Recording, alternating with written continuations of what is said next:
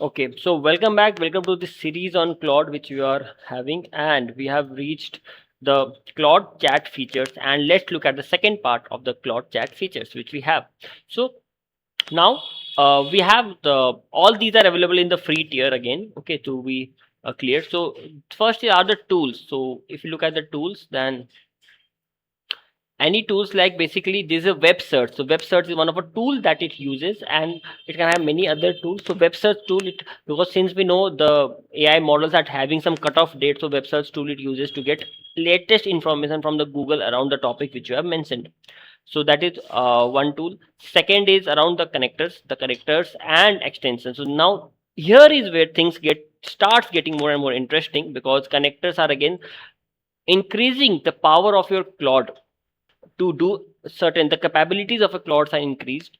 So that is why, like Google Drive and Gmail and Google Calendar, these are something which every one of us use. So let me explain using this example. Like Gmail has exposed some of its functionalities which you do through a click basis while visiting a Gmail account. If you have to create a draft, so you go to Gmail, you go to compose, you type to CC subject body, and then you click on cross and you save it.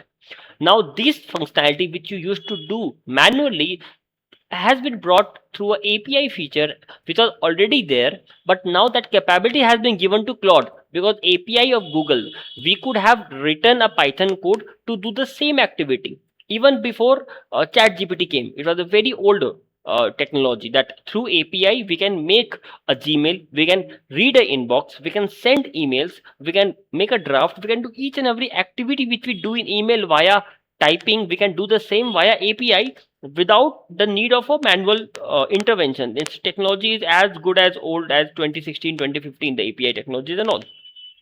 So what did Claude do differently? So the Claude basically said the same API.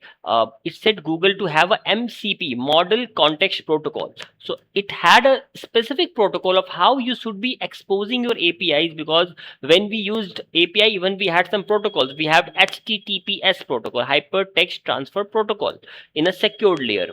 So that was the protocol we used to use earlier. With the advent of Claude, specifically again model context protocol was brought, and using this protocol Claude can talk to any SaaS in the world. Okay, if it has a, just like to talk to any SaaS we need HTTPS if you want to talk to any server, correct? So similarly, if you want to talk to any server via Claude, then we need a MCP, that is model context protocol, and that is how these big companies have already made their customized model context protocol for their SaaS and exposed it via MCP servers, and Claude can access it as a connector, because these are very famous. But apart from these connectors, we also have, like you can see there are 2000, 3000 multiple connectors we have. You can obviously browse it and see, you can use it, and whatever you could have done in that SaaS by going it manually, you can do it through Claude. That's the basic concept of MCP. Now the interesting part is we also have a custom connector, which means we can also have a custom MCP created. So not currently, but maybe tomorrow, when you learn a bit around vibe coding and how we can make a SaaS product, how we can make a web application, then you yourself can expose APIs of your SaaS through model context protocols, and Claude can interact with your SaaS, and people will not need to come to your SaaS. They can directly access it via Claude. And that's the model context protocol, the beauty of model context protocol, and the custom connector which we have, and this is available in the free account as well. Okay, so any SaaS you are using, any payroll software, any vendor CRM, any kind of software which you are using, ask the vendor that I need a MCP server exposed, so that I do not have to do it manually. I can have an authentication layer. Obviously no one will say that it's unsecured. You can have your authentication layer, client ID and client secret. You can keep it over there. You can keep it your SaaS URL over here, and then you can speak to your SaaS whatever reports you need to download on a daily basis, monthly basis, weekly basis. All those you can ask Claude to download, and Claude will via MCP talk to your SaaS and get all the reports downloaded. So that's the beauty of custom connector, and this is going to be one big thing once people understand about how custom connector works, and more SaaS come under the custom connector protocol. So that is one thing. So we saw about the connector and the online MCP server. The similar case, Pranav, so we talk about this custom connector. How about can we also have something locally? So I deal with a lot of CAs who say me, "Ke Pranav, how can we connect Claude with Tally?" Because we have been using Tally is our go-to application which we do on a daily basis. So how can we connect Claude to Tally? So it's a very simple basis, simple way to do that. If you see, Tally exposes all of its data via the ODBC, Open Database Connector, in the port 9000. Now those who use Tally and know what the connectivity, they are understanding what I'm telling. So they expose their data via that endpoint in the 9000 port, in the local port. So when we have this functionality, we can write a Python code, a very simple Python code, to get that data from Tally and store it in the MCP and build a local MCP as well. Okay, so how does that work? So let me just browse and show you quickly how will a local MCP work. So we come over here, settings. Here we have this developer option, and here we edit config. So it's a very simple functionality. In fact, not a very rocket science, where you can simply come and you have to make a small edit to this JSON file which is there. You can have to give the path of your Python code. That's it. You have to give the path of a Python code. You have to write it in a particular structure, and then that Python code and Claude, that will get connected, and using that Python code will talk to your Tally and get the data and give it to Claude. And you can, by sitting at Claude, you can tell, okay, check my balance of this particular data, this particular vendor. You can tell to Claude, make this particular entry, and all those things can be done, whatever you do manually. So this local MCP connector is one of a great tool which is there, which is available there. And so yes, this is something which everyone should be knowing. But once we have more knowledge and more awareness about how these MCPs are created, I have a dedicated video on local MCPs in my YouTube channel, Efficient Corporate. So you can also have a look at there what local MCPs are and how we can make use of local MCPs.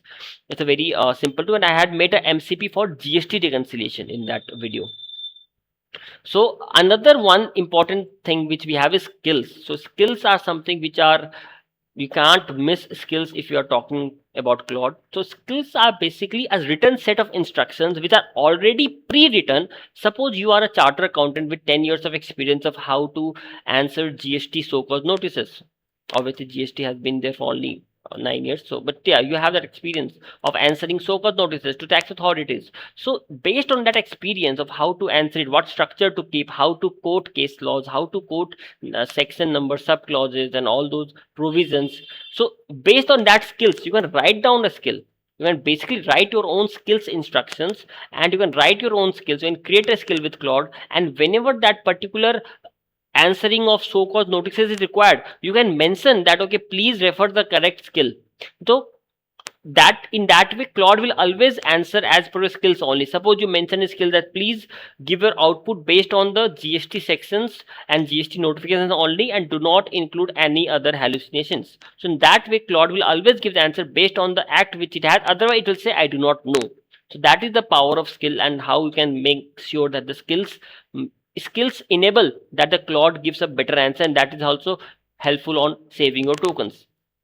But there's a particular format to write a skill, and that is what I'm describing over here. That front matter, first of all, you have to write the front matter of any skills. That basically depends upon how the particular, what particular skills does that relate to. Just imagine that a Claude has 500 skills stored, okay, and out of 500 skills, now it does not know whether I have this skills of replying to a so-called notice or not. So ideally a model will then have to skim through all the 500 skills, read through all those data. It will again have a very big context, and then evaluate which is the right skills, right? So just to prevent that model don't have to do this, we write a front matter. We write a very small description of what the skills is all about. So the model actually runs through only the front matter things, and only if the front matter is relevant, then the model will be talking about the other aspects of going further deeper into the skill. So that is how the front matter and the body.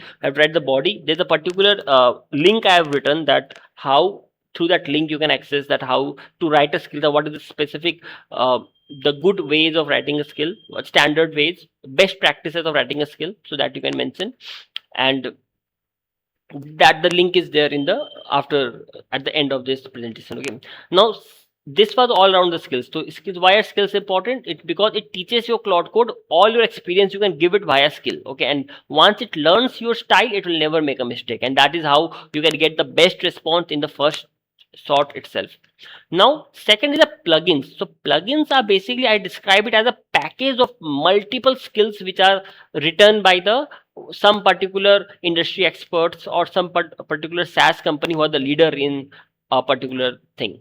Okay, so like if you can see here, plugins. So plugins, you can see there are different types of plugin which we have. Like if you can browse for the plugins, and if you're working as a marketing person, so you can have a plugin related to marketing only, or you can have a plugin related to design, data, finance. So all these, if you look at a finance plugin, so prepare a month-end report, reconcile GL. So all those things are already pre-written. So you can have that plugin, also enhance it via skill, and then you can make Claude a super accountant or a super financial controller who can go through all your data, GL account, SAP reports, SAP extracted GL ledgers, and then give you a better response, right? So that is how plugins work. So definitely you should be adding the relevant plugins for you. So these are the Anthropic plugins, which are by the Anthropic, and then they are by the SaaS, other leaders, market leaders of a particular industry. All those have also made their own plugins.